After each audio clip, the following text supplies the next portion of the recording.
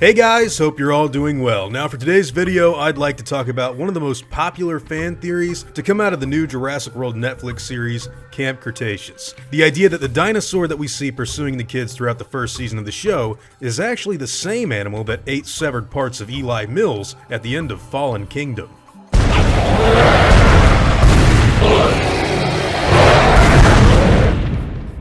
So in Jurassic World Camp Cretaceous, we're introduced to a new antagonizing dinosaur, a fully grown Carnotaurus with a nasty red gash across the right side of its face, named Toro. This Carnotaur repeatedly pursues Darius and the others on Isla Nublar during the events of Season 1. And in the very last episode, he's blown up in a massive explosion that leaves him with far more severe wounds than what he'd been given at the show's start. From here on out, the Carnotaur is shown to be badly burned and walks away with a darkened black and red look that some fans have argued looks remarkably similar to the Carnotaurus that we saw at the end of the last Jurassic World movie.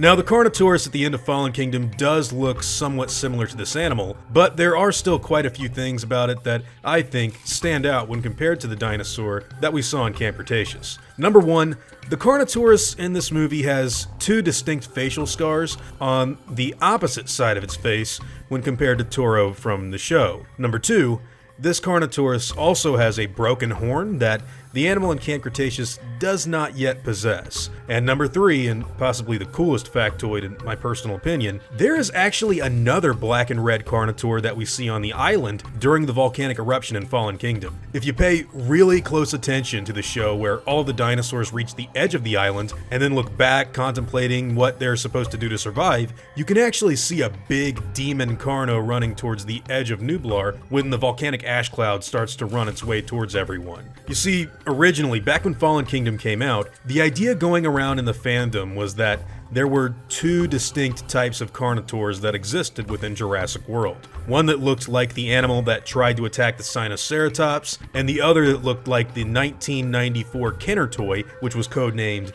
the Demon. This Carnotaur that shows up during the volcanic eruption sequence could very well be the same creature that we see later on at the Lockwood Manor. However, I have my own personal doubts about that being the case in reality. I think one of the reasons that this Carnotaurus theory has become so popular is due to the fact that Jurassic Park fans have craved a rich and all-encompassing lore that would be tied together to multiple different stories for decades now. People have voiced their disappointments every time something has contradicted something previously established, because it feels like, for lack of a better term, the people making these stories don't really always care too much to pay that close of attention to connecting all of the dots. So whenever there is the possibility that they could actually line up perfectly, fans get excited. Now, Camp Cretaceous has actually done quite a bit to connect this series' story with that of the first Jurassic World, so it wouldn't surprise me if in Season 2 we get even more information that closely ties everything together with Fallen Kingdom down the line. Fans love that kind of stuff, and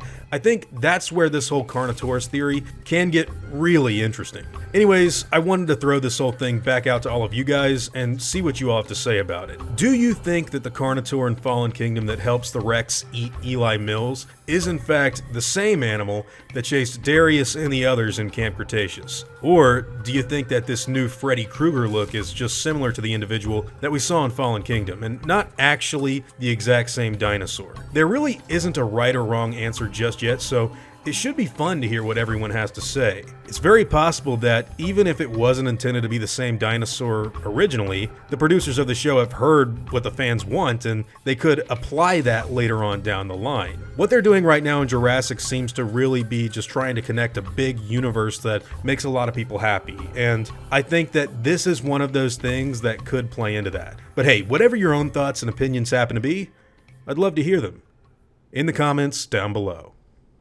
Now before I go, I'd like to thank all of my game wardens, as well as all of my InGen executives. I'd also like to thank all of my park workers and InGen hunters as well. Guys, it seriously means the world to me that all of you continue to support what I do, and I never want you to ever forget that. Now I'd like to thank all of you for watching today's video and hope you all enjoyed the content. If you feel like I deserve it, I'd appreciate the like and hope that you'll consider subscribing if you're interested in hearing from me again. I'll see you all in the next video, guys, and as always, take it easy.